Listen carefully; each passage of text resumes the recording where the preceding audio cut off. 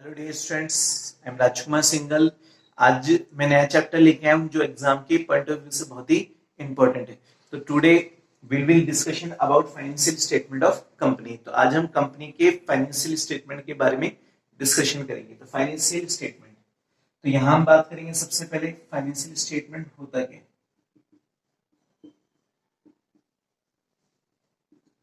तो देखो यहाँ पर हम बात करें फाइनेंशियल स्टेटमेंट्स की। तो फाइनेंशियल स्टेटमेंट का मतलब कि एक तरीके से इसको हम क्या बोलते हैं, it is also known as final accounts.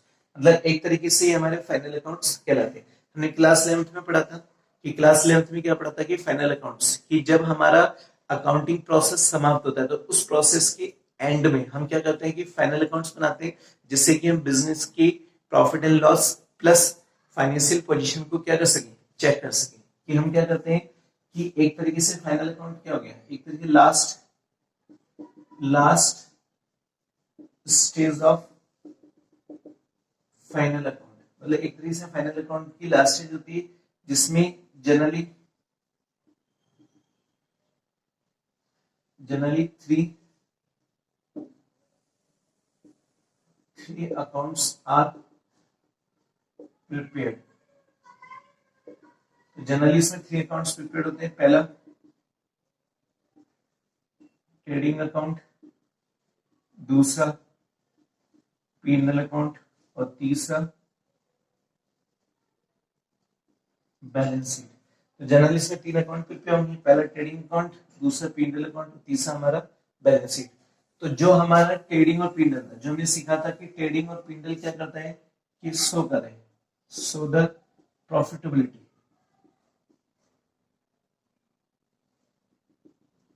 Profitability position of business. मतलब जो हमारा ट्रेडिंग और पी&एल अकाउंट करता है वो show the profitability position of business. मतलब बिजनेस की प्रॉफिटेबिलिटी पोजीशन को शो करता है कि बिजनेस ने कितना तो प्रॉफिट या कितना लॉस करके अर्न किया। फिर लास्ट में हम क्या बनाते हैं, बैलेंस शीट। और बैलेंस शीट क्या करता है कि show the financial position of business. मतलब जो हमारी बैलेंस शीट होती है बिजनेस की फाइनेंशियल पोजीशन को शो करती है कि बिजनेस के पास कितनी तो लायबिलिटी और कितनी एसेट्स है। ये चीज हमने क्या की थी 11th क्लास में सीखी थी कि 11th साल में हमने जो फाइनल अकाउंट सीखा था वो हमने क्या बताया था कि जो हमारा अकाउंटिंग प्रोसेस होता है तो उसका हमारी क्या होती है, लास्ट स्टेज होती है कि जिसमें जनरली हम 3 अकाउंट्स प्रिपेयर करते हैं, एक तो ट्रेडिंग अकाउंट, एक पी&एल और एक बैलेंस शीट। कि ट्रेडिंग और पी&एल हमारी क्या बता रहे थे, प्रॉफिटेबिलिटी पोजीशन को बता रहे थे, और जो बैलेंस शीट होती है फाइनेंशियल पोजीशन को बताती है। और ट्रेडिंग अकाउंट जो है वो हमारे ग्रॉस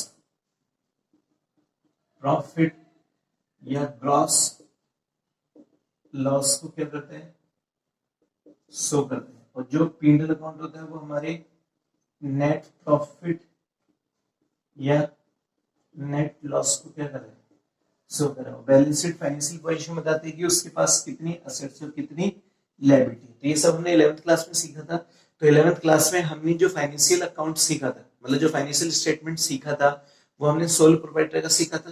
और जो पार्टनरशिप में जो हम सीख रहे हैं तो पार्टनरशिप का सीख रहे हैं। यहाँ पर हम बात करें स्पेशली फॉर किसकी, कंपनी की। तो देखो कंपनी का जो फाइनेंशियल स्टेटमेंट बनता है वो कंपनी एक्ट के अनुसार बनता है। इसके अनुसार बनता है कंपनी एक्ट।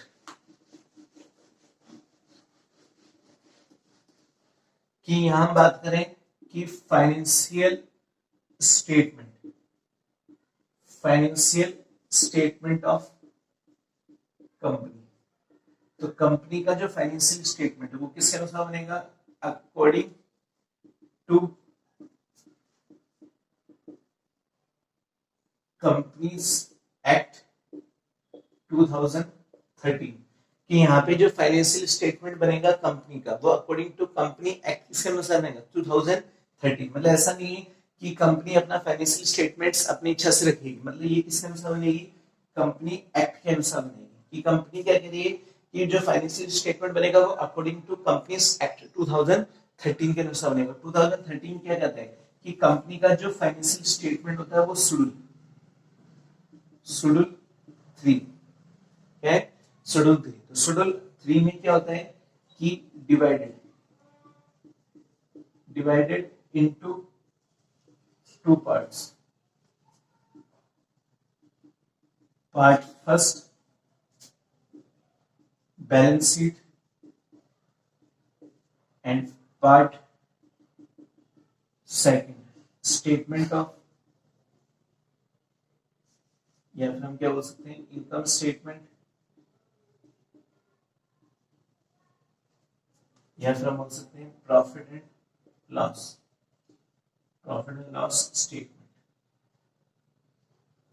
तो कहने का मतलब कंपनी का जो फाइनेंशियल स्टेटमेंट है वो किसके अनुसार बनेगा, कंपनी एक्ट 2013 के अनुसार बनेगा। और कंपनी एक्ट 2013 क्या कहती है कि हम जो फॉलो करते हैं वो शेड्यूल 3 फॉलो करते हैं। और शेड्यूल 3 क्या कहता है कि डिवाइडेड इनटू कितना, तो डिवाइडेड इनटू टू पार्ट्स। इसको हम कितने पार्ट्स में बांट रहे हैं, टू पार्ट्स में। तो पार्ट फर्स्ट हमारा बैलेंस शीट को बताता है और पार्ट सेकंड हमारा क्या बता रहा है, इनकम स्टेटमेंट या प्रॉफिट एंड लॉस स्टेटमेंट को दर्शाता है। तो यहाँ बैलेंस शीट तो जनरली वही कॉन्सेप्ट चलेगा जो हमने 11th में देखा था। और यहाँ पे इनकम जो स्टेटमेंट है, इनकम स्टेटमेंट का मतलब कि यहाँ पर हम जो इनकम होगी, जो हमारी इनकम होगी और जो हमारे एक्सपेंसेस होंगे उसको हम प्लस माइनस कर देंगे। इनकम को प्लस में और एक्सपेंसेस को माइनस में, तभी तो हम क्या बोल रहे हैं स्टेटमेंट। मतलब इसको हम अकाउंट फॉर्म में नहीं दिखाएंगे, किसमें नहीं दिखाएंगे, अकाउंट फॉर्म में नहीं दिखाएंगे, हम इसको शो करेंगे स्टेटमेंट में। स्टेटमेंट क्या बोलता है, प्लस या माइनस। और इसमें ये कंबाइंड बनेगा। कंबाइंड मींस ना तो ये ग्रॉस प्रॉफिट को बताएगा, ये सीधा क्या बताएगा, नेट प्रॉफिट। कंबाइंड का मतलब इसमें हम ग्रॉस प्रॉफिट की सेपरेट कैलकुलेशन नहीं करेंगे, हम डायरेक्ट कौन सा प्रॉफिट निकालेंगे, नेट प्रॉफिट।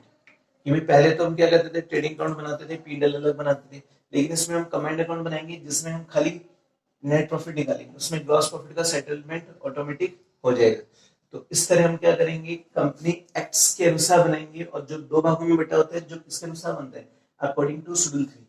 कि कंपनी एक्ट 2013 क्या बोलती है, हम शेड्यूल 3 फॉलो करते हैं जिसमें हम डिवाइडेड करें इनटू कितने पार्ट्स में, टू पार्ट्स में। किसको, फाइनेंशियल स्टेटमेंट को, जिसमें पार्ट फर्स्ट में बैलेंस शीट आती है, पार्ट सेकंड में इनकम स्टेटमेंट आता है, या फिर हम क्या बोल सकते हैं कि प्रॉफिट एंड लॉस स्टेटमेंट आता है। और जो ये प्रॉफिट एंड लॉस स्टेटमेंट होता है ये कभी भी अकाउंट फॉर्म में नहीं बनता है, स्टेटमेंट फॉर्म में बनता है।